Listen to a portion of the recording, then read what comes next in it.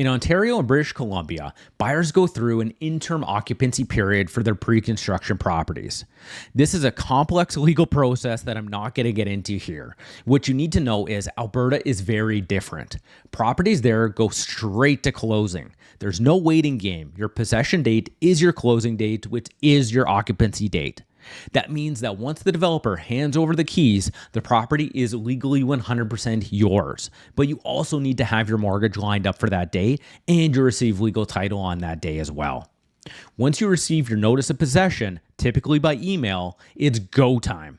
This is when you need to start preparing everything for closing. For condos, expect to receive that notice of possession about 60 to 90 days before your closing.